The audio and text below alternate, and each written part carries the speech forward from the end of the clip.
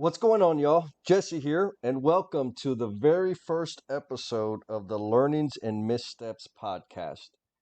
Renee and I will be going over what the general reason and purpose is for the podcast, talk about the inception, how the ideating went, and how we got to where we're at now. Audio quality is not the greatest. We got some popping peas in there. We got some hissing. We got some volume issues. Heads up, for a hot second, we thought about re recording. And then we said, hey, why don't we just put it out there and improve along the way? And our listeners can see us develop and grow and improve and maybe encourage some folks to just get out there, jump in the deep end, and make something happen. Also, there's a little bit of touchy-feely stuff in here, so if that is not your flavor, feel free to fast forward. And let's jump on in. Okay, so this is the kickoff recording of the Learnings and Missteps podcast, which is currently going to be an audio podcast because we're doing it in the bedroom. My co-host Rene Duron, who is my baby brother and my hero, is also here. Say hello, Rene. Good afternoon, Jesse. So, kicking it off, testing, experimenting this idea. Again, the reason I mentioned we're in my bedroom at the house is because we had an idea of doing a podcast. And I shared it with Renee, and then that evolved into, hey, well, would you like a co-host? And I said, man, that sounds good. What are you thinking? He says, well, I'm pretty good at being a dummy. That's exactly what I said, by the way. No, but it was, we both listen to podcasts, and one of our favorite podcasters is Jocko Willink and Echo Charles. The gist of this podcast is going to be around the amazing people that work in the craft workers, the construction workers, the service and maintenance people, the utility workers. We're going to be talking about the lives that they live. The purpose to having this conversation is to change the perspective that the community at large has about people that work in those industries, in the trades.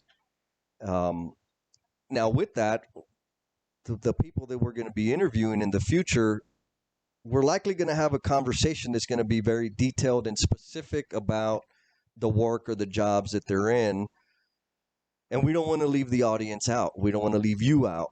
And so Renee said, hey, well, I could ask those questions about, hey, what are y'all talking about? And the purpose of that is to help everybody understand, at least have a frame of reference for what it is we're discussing.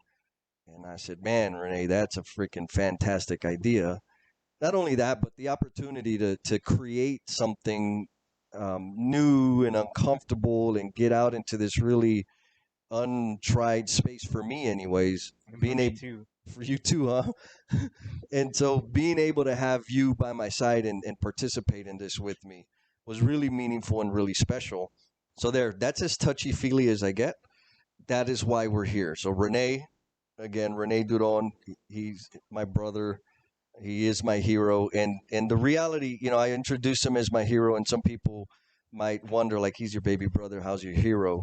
And the reason he's my hero is ever since he was a little guy, everybody lives challenging lives. And he has overcome, or maybe not even overcome, just lived through and worked through some tremendous burdens that have broken many people.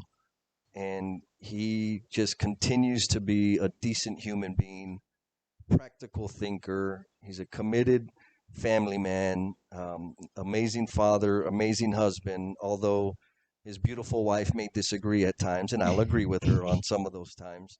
But by and large, looking at it big picture, he's the type of human being I wish to be. And that's why he's my hero. And again, it's a pleasure to have him as my co-host and co-contributor to the development and evolution of this of this podcast, whatever it ends up being. And I mean that, Rene. And now it's recorded. So anytime you need to hear a nice thing from me, just listen to this. Got it. I have it bookmarked when I need to pick me up.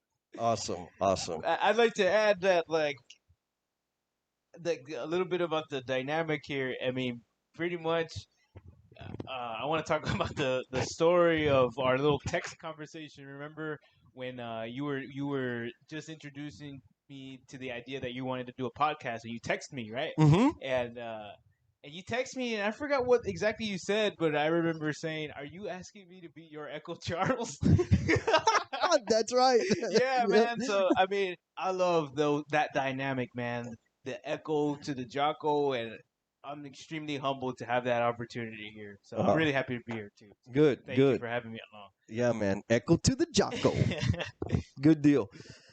I guess the question is, where do we start, right? And why am I taking up your time, listeners? Why do I think it's valuable or even worth you listening? And I guess to attempt to explain that, I want to start with back when I made my decision to work in construction. I'm a plumber by trade, San Antonio native, born and raised, still live here.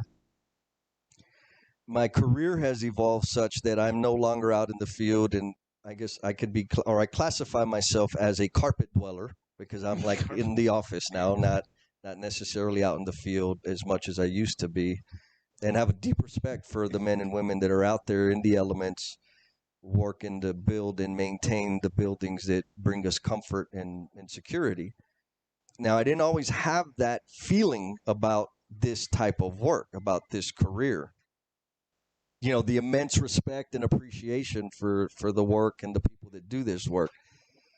When I was in, middle school and high school, what the messages I was getting was go to college or flip burgers. And I believe that 100%. I'm a nerdy guy, believe it or not. I've always been a nerd, but kind of a closet nerd, right? It was something that I wasn't proud of and didn't fully embrace.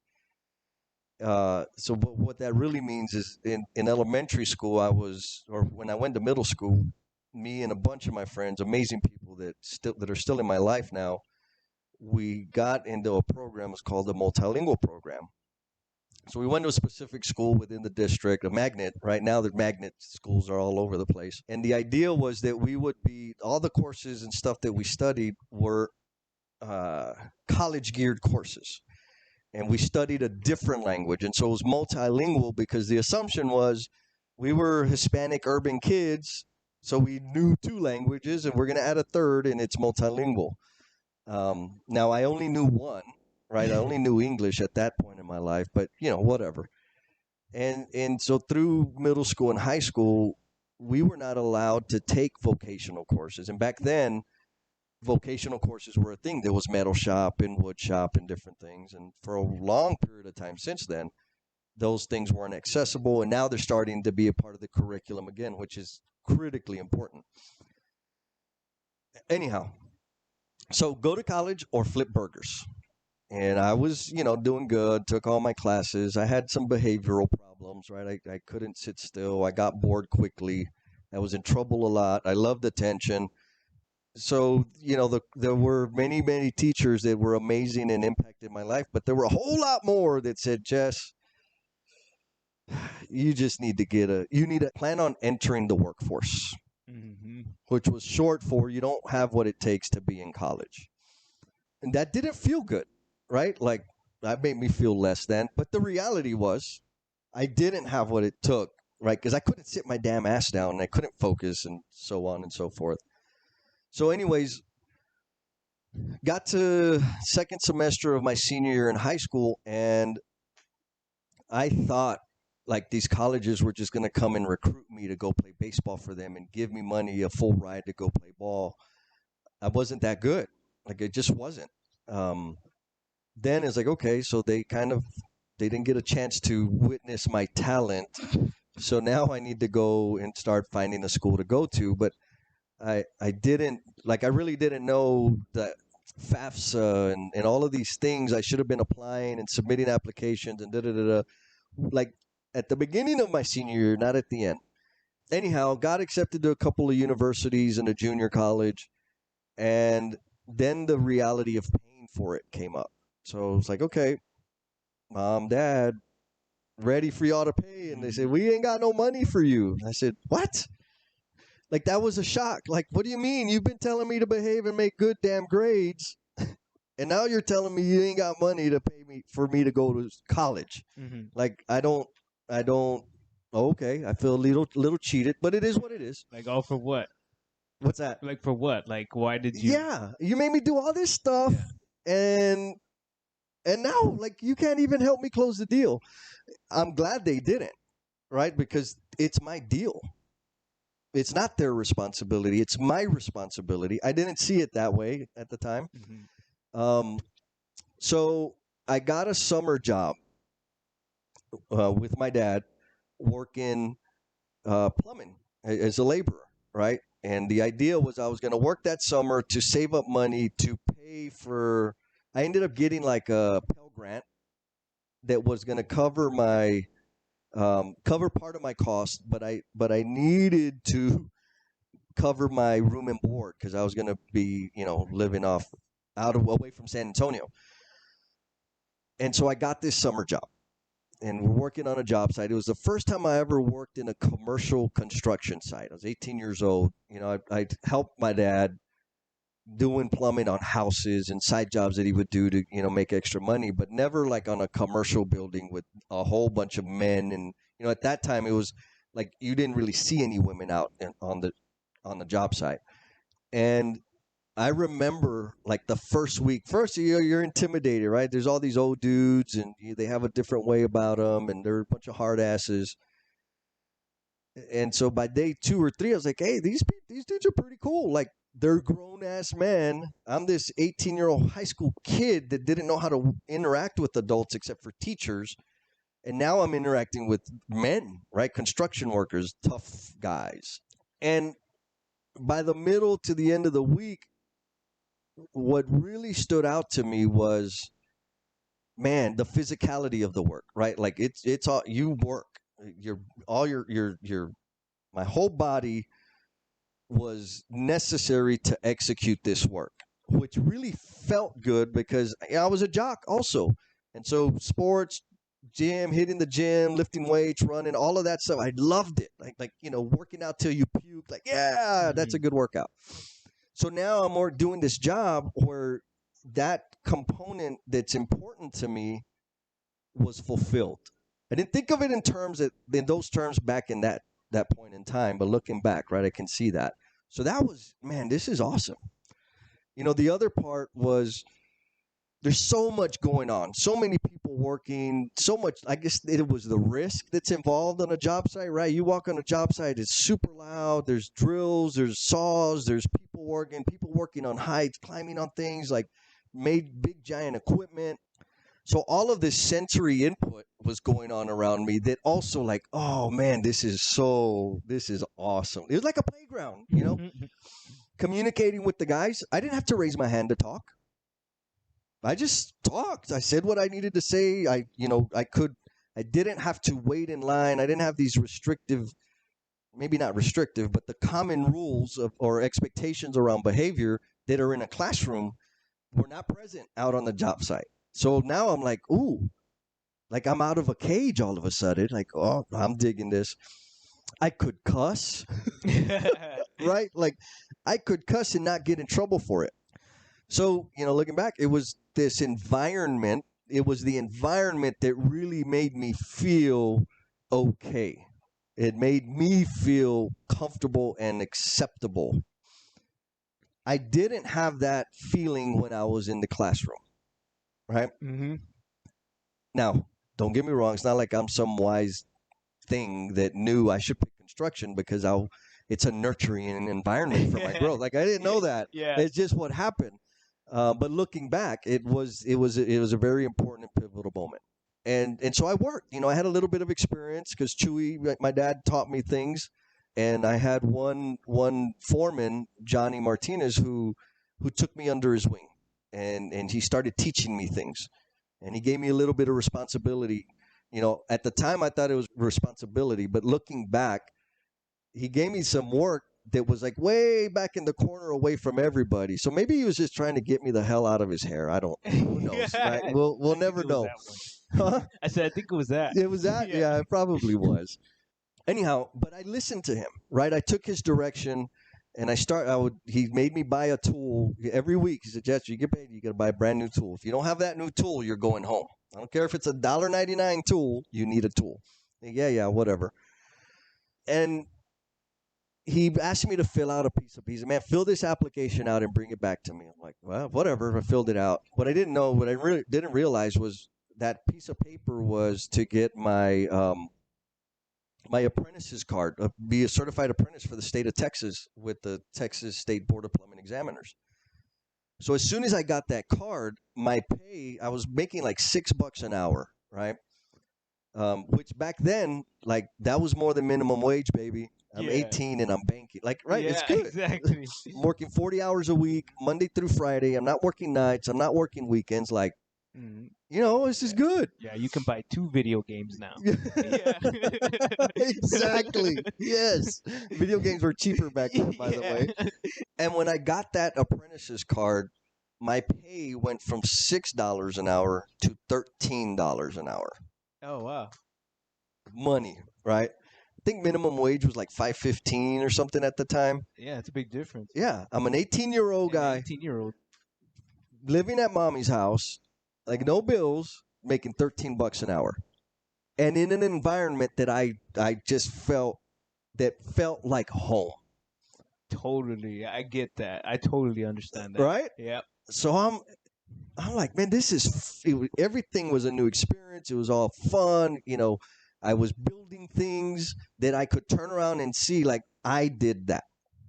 And I could, like, how could I do it faster? Yeah. How could I do it better? Right. So it really triggered that internal competitiveness that I had to learn and adapt and so forth. So I started making all that money, 18 years old. Right. Then school's coming, right? The summer's ending. And I remember thinking, like, man, I really, the reason I wanted to go to college was to play baseball. I knew I wasn't that good, right? I just knew. And, the one I was going to go to, I was going to try to be a walk-on. And I had an opportunity to be a walk-on.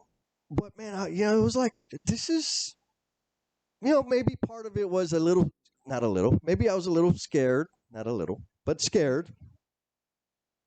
Of doing that, traveling away and whatever. I don't remember thinking that, but it's probably true.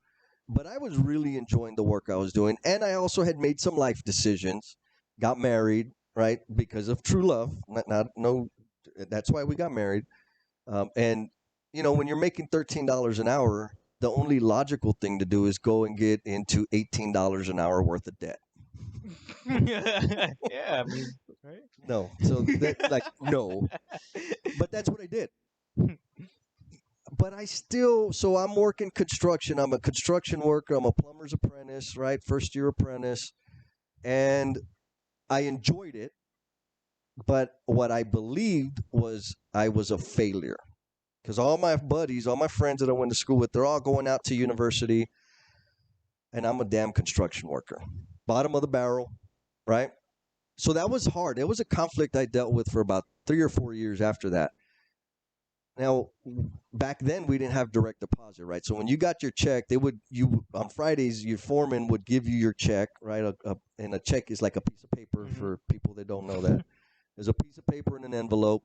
And then I'd drive over to the bank that was about 5 minutes down the road and stand in line to cash my check or to deposit it. I never really deposited it, right? Because I was going to go spend that damn money. And there was a crew of like 3 dudes we always kind of ended up there at the same time. And they were about the same age. They were young cats. And they were dressed nice, right? They had like nice clothes, nice slacks. And, and I was in there all sweaty and dirty, salt stains on my jeans and hair's all jacked up because I had to wear a hard hat. And I know, like, they didn't do anything to make this happen. It was me. I felt less than because I wasn't shiny like them, right? And I just assumed like they went to, and they did. They were talking about, hey man, we're going to the game, at my alma mater, we're going to whatever it was, whatever universities they went to.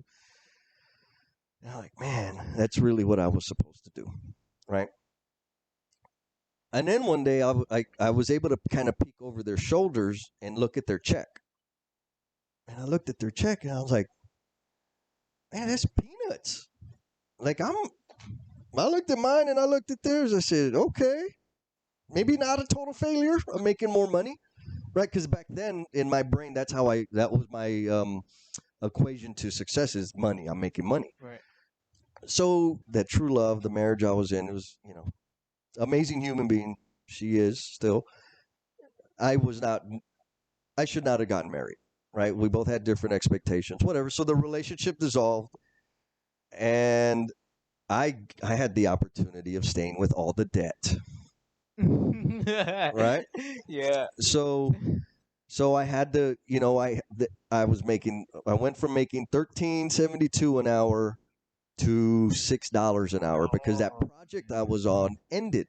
And it was a scale project, so they had to pay a certain wage, right? There was a minimum they could pay. And then I went back to a regular project where, I went back to my base pay, which I agreed to.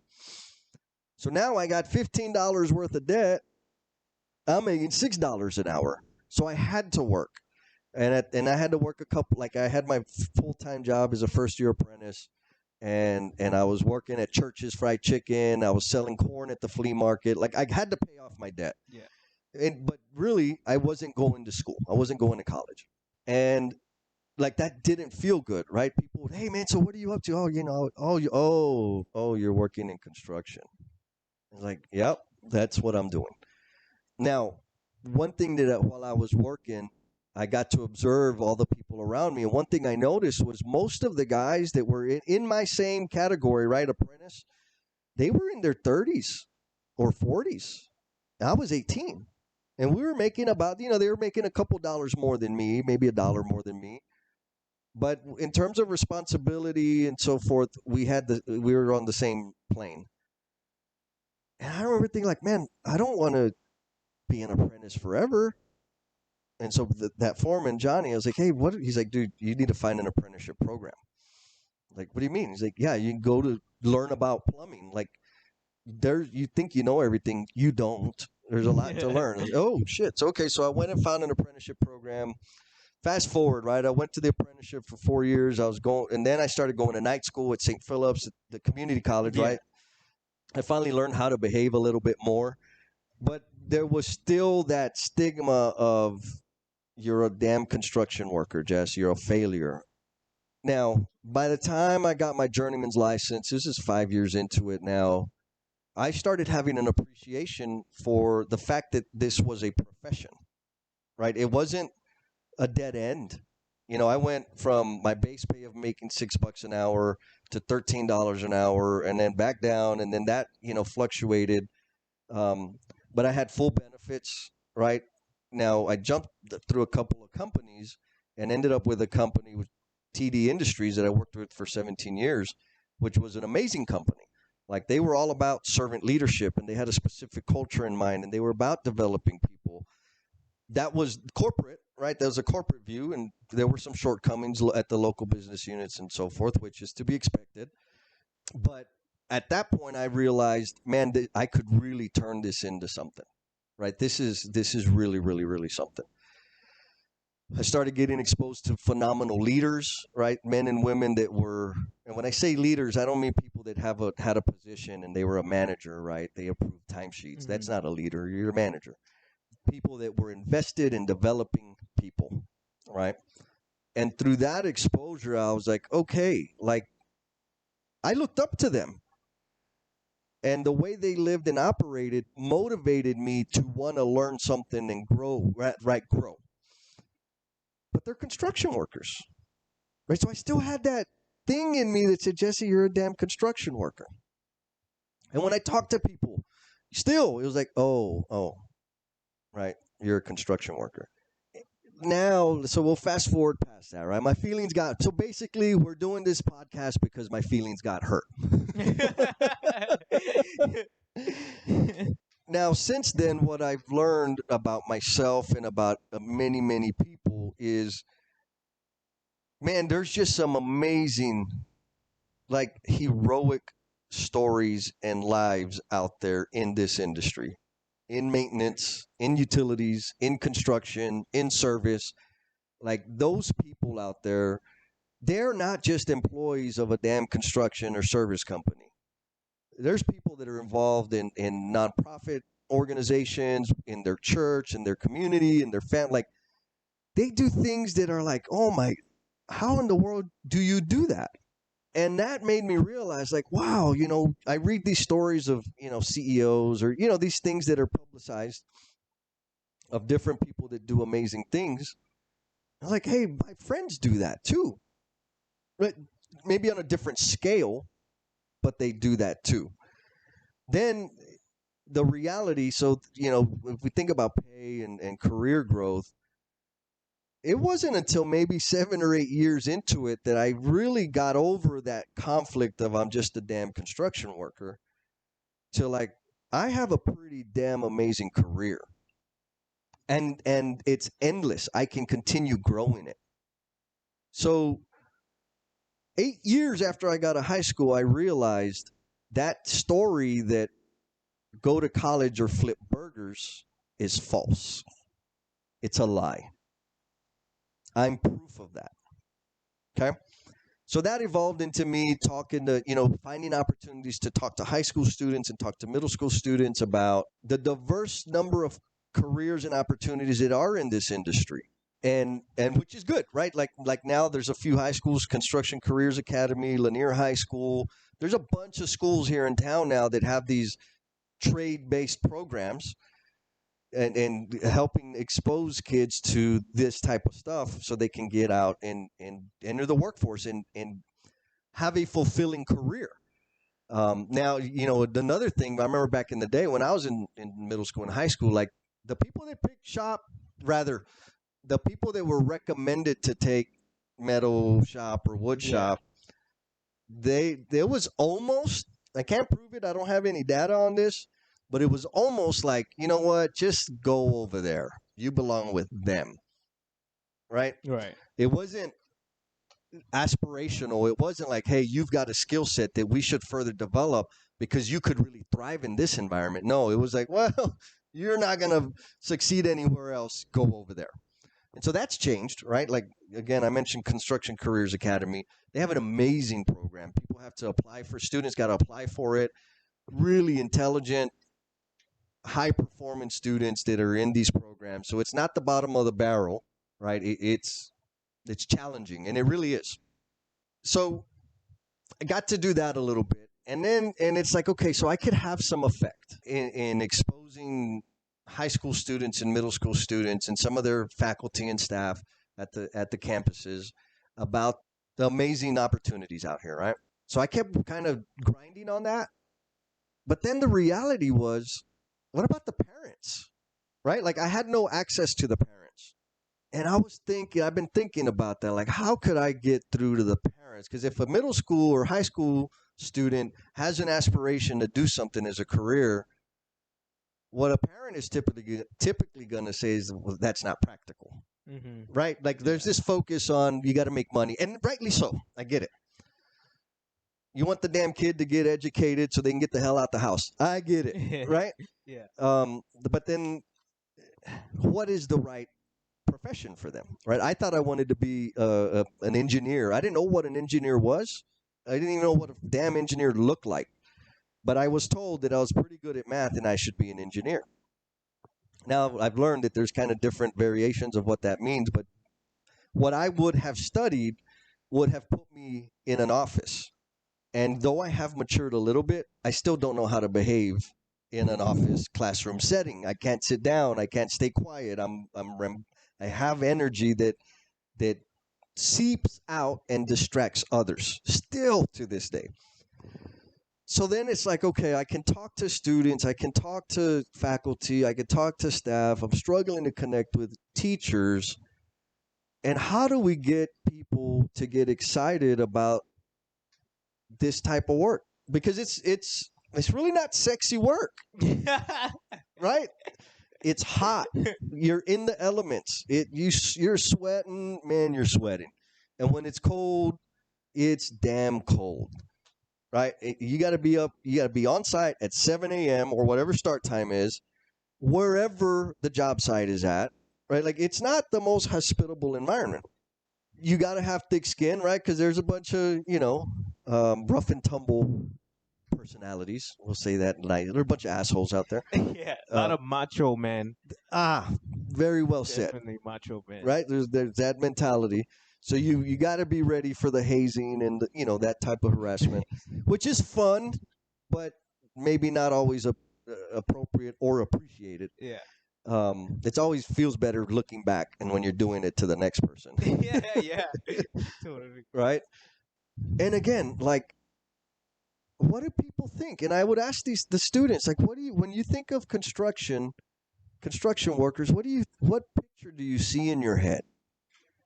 And they would say, oh, big fat guy, right? Sweaty, butt crack. Yeah, right? plumber's crack. Right? Yeah. Plumber's crack. Yeah. The word plumber's crack. Yep. Anybody can have a crack. Right, but this is special. Yeah. It's a plumber's A plumber crack. has a especially disgusting crack. You got it. Thank you for that contribution, Rene. And so that's the vision. That's what people see when they think of construction workers. Is that an attractive vision? It's not. Yeah. Right? Is it an enticing, like, I want to be that big, heavy dude with this crack sticking out? Like, it's not. And at the same time, what we have going on is a like enormous shortage of manpower or people to execute and do the work that we have. And we just don't have enough people. People are exiting the industries faster than they're entering, or at a higher rate than they're entering. And there's that time period where people have to learn the work, right? So if one master retires, and for every one that retires, there's 0.25 new people coming in, and there's at least 4 years for them to even get to like a journeyman level, not even master level. Like there's just this huge gap of experience and knowledge that is growing every day. Again, how do we get people back into the industry? And here in Texas, they've made some changes to the system so that kids can choose that track and go into the CTE construction trades. It's not trades. It's like construction technology education, or I don't know what it stands for, but it's CTE programs. I know that much, which is good. That's a fundamental change that can help the situation, policy change. But why the hell would a kid get into that if all they think of is sweaty nalgas and a big heavy dude, right? Right.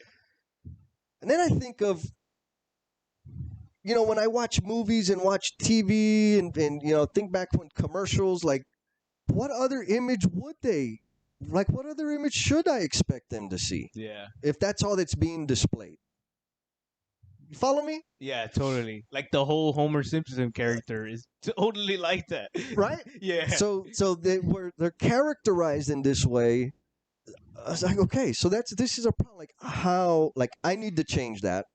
And honestly, like that really had a big effect on my behavior, to where I just carry myself differently because I am a representative of those men and women, right? I try to be professional. I try to be respectful. Not try. I put a lot of effort into being professional and respectful and humble. Now that one I fail at quite a bit. That one maybe I try. But again, as a representative of the industry, right? I have that responsibility to present a positive image. But how the hell do I change that image? So now I'm sharing all of this. This is kind of what's bubbling in my head over years and years and years. Like, how do I da. And I finally got to where we're at now, to this podcast, right? Now, when this idea or this question was in my head, podcasts weren't even a thing. I think iPods weren't even a thing back in the day, which are now, I think, obsolete. Yeah. What was the thing? Razor phones? Hey, that was top of the line, dog. That was big time, baby. Yeah. Um, yeah, flip phones, maybe BlackBerry. Blackberry. Yeah. Anyhow, thinking again, how can I change that? Because I really want to change that. Right. My what I believe, what I've decided that my purpose is to speak to the young men and women out there about the careers and the trades, because it's important and it can be very impactful in their life. I mean, I have friends, some of whom I intend to have as guests on this show, that had a corporate job and discovered they hated it and came into construction, right? Or in through some avenue or other. Now, when I talk about construction, I'm talking broad terms, not like absolutely. I want to highlight the field, the installers, the people out there doing the damn work, providing the value that people are seeking, right? Mm-hmm. But I'm also talking about the talent acquisition specialists and the finance managers, HR, because there's all of these different careers in this industry that people just aren't. They don't think of that. They think of sweaty nalgas. Yeah. Am I wrong? That's it. And that's it. That's it. That's all there is. And that's not it. There's so much more. Yeah. You know, I know one person who's a mentor that I look up to immensely, who started off as a plumber pipe fitter, who is now a pretty heavy hitting executive. And he made tremendous sacrifice to get there, right? He did his apprenticeship. He did his time installing, did his time foreman, superintendent, da da da da da. So that is that is proof positive that it can happen, depending on what you're willing to put into it. So how do I change the perspective, right? That was the thing. How do I expose more people to the amazing? I mean, it's freaking awesome. This is an awesome space to work at, right? There's amazing people. Then Madi, another amazing. She's an educator. She's a principal now. Not too long ago. This was just a few weeks ago. So today we're recording this. It's August 8th, Saturday, 2020. And man, it was maybe a couple or a few weeks ago. She sent me. She's like, "Hey, Jess, you need to watch this documentary on Danny Trejo." Oh yeah, I heard about that. Oh, you got to see I it. want to see You that. got to see it.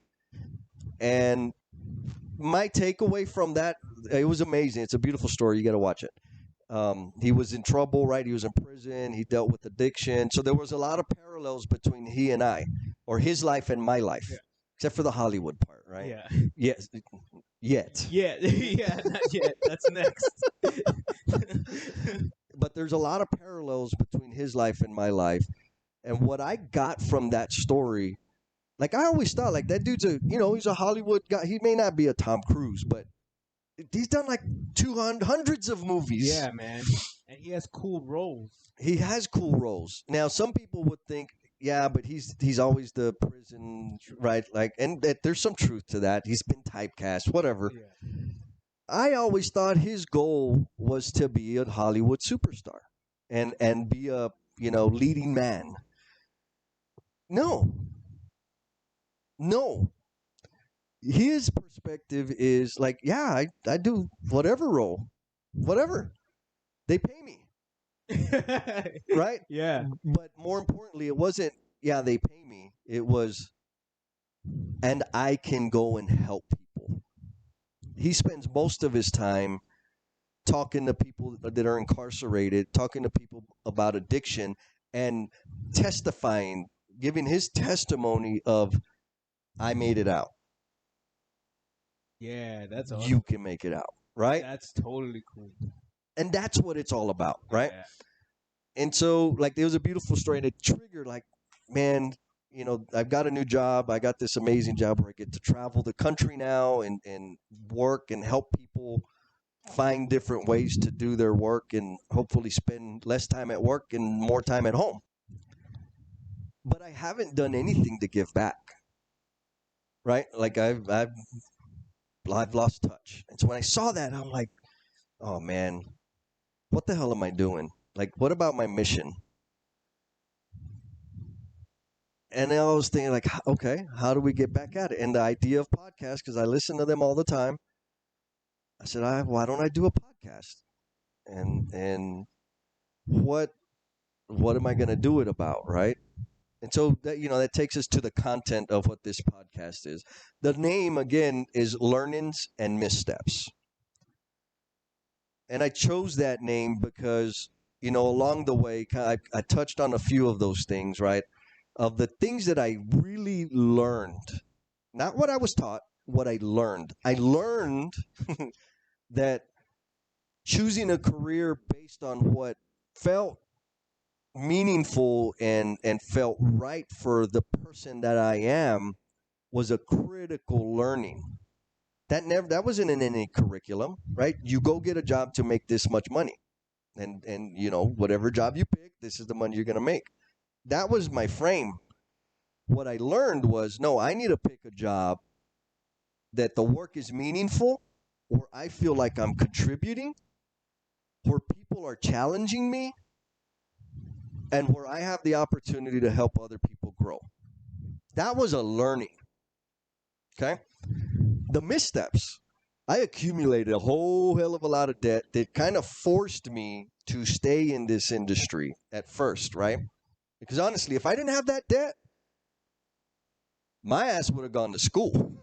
like there's no doubt. Yeah. Because man, it's freaking hard work. And I had no confidence about being a construction worker. But I had debt, man. I had the damn debt, so I was handcuffed, right? I had to do the work. And then I repeated that cycle. Then I went and started making more money, right? So I went to apprenticeship, got promotions, and da-da-da-da-da. And I bought a house, and I got another car and a truck and good vacations to Vegas. All of that stuff that conventional thinking or says that's what you're supposed to do. And I remember at that point feeling kind of like Scarface, right? Is this it? Is this what I've been working for? And it was like, man, I have all this stuff, and I'm not happy. I got all this shiny bullshit at the house, except for at that time, my PS2. Like, that was important, right? The PS2. Hey, don't hate. You used to play on it when you were. I still have it. Oh, yeah. I have it. You owe me. I had all of this crap, and I was not happy. But I had to do the job because of all the debt I had accumulated, right? Those are missteps. And yeah, learnings and missteps are kind of, you don't have one without the other, maybe, right? You learn a lot when you have the missteps. And so I want to talk to people, the human beings, the beautiful people out there doing this work, to think through, where were they when they in middle school and high school? What was on their mind? What did they think? How did they see the world? What was their path to get to where they are now? What did they learn? What did they glean? What have they contributed? I want to share that with all of the listeners so they can understand and really be exposed to, wow, now that's what a construction worker looks like. Mhm. That's what a craft worker looks like. That's what a trades person looks like. That's the purpose of this podcast. And I think the only way to achieve that is through sharing other people's stories. Now, I've got a lot of stories, right? I've done a lot of things. I've made a lot of poor, short-sighted, selfish decisions. I've damaged people. I've hurt people. I've helped people. I've contributed to people's rate of income. I've contributed to their career development. I've done a lot of things. Not all of them are positive. A lot of them are learnings. A lot more of them are missteps. I'm pretty damn good at those missteps. So, I want to interview people. I want to share their stories. I want to highlight them, right? Because when I think about the stuff that they've been through and the things that they still do, like, they should have a freaking movie about them. Yeah, totally. And they're probably not. there's probably, very high possibility that there is not going to be a movie made about them. And so I want to be able to highlight those things, those stories, and all for changing the perspective of workers in this industry. Is that crazy? No, I think it's important. Yeah. Yeah, maybe it is crazy, but crazy important. I would. Ooh, I like that. I like that. Because I know all of my friends, like almost all of my friends, that are not in the trades. The friends that I have that never worked in the trades, they don't want to work in the trades, and they never wanted to, and they're doing what they're doing now because of that bad taste in their mouth that we've got fed to us, our whole lives when as youth. Oh, so you got the same story too? Oh yeah, definitely, and that's kind of like part of the value I'd like to bring to this podcast as the co-host is I'm kind of as of right now I wound up in the trades too myself with that bad taste, and I had the same similar things going on in my life where I felt like I was stuck and I had to work this because of the debt, right? To keep. Yeah, because I know you're in debt to somebody pretty deep. Yeah, maybe to one other person on this podcast. And so, but yeah, I felt like I had to stay in the trades so to maintain the lifestyle that I've accrued, right? Because and no one put me there but myself, right? So I think it's important that we have these conversations because I'm here now and I was on the path to college. I was quite the opposite of you. I was a nerd. I was I know because I paid for a couple of your semesters, fool. I went to and a lot of people. Let me just squash something right now. I've heard from people that you work in construction because you're not educated, right? Yeah. I've heard that, or like they didn't do good in high school or whatever. I had like almost a 4.0 GPA my whole first 12 years of school, man. And plus in between college preparatory classes in the summer. I hated you for freaking making our mom make me go to those dang things. I wanted to hang out with my buddies, Negative on that. Yeah. So, I wanted I was ready, man. I mean, really, I was ready to go to college. I was quite the opposite. I could sit down all day and, taking a test, sitting down, listening to a lesson was easy for me. Yeah. It still pretty much is. I recently wrote a 15-page manual for my team right now in the trades that I do. Yep. Which is a skill I learned in school and can apply in the trades. Yep. So, by the way, I went to college. Well, I think you made an important point, right? And it's part of the purpose of this podcast. Is it's not like you are in the industry not because of a lack of capability to learn and thrive in an educational setting. Like, and you could still apply what you had there, and so that's an important point. I want to stress this point because I don't want people to get it twisted. I am not saying trades are better than college. And I am not saying college is better than trades. Right. What I am saying is the idea that go to college or flip burgers, I'm saying that is 100% false. Right. There are other options.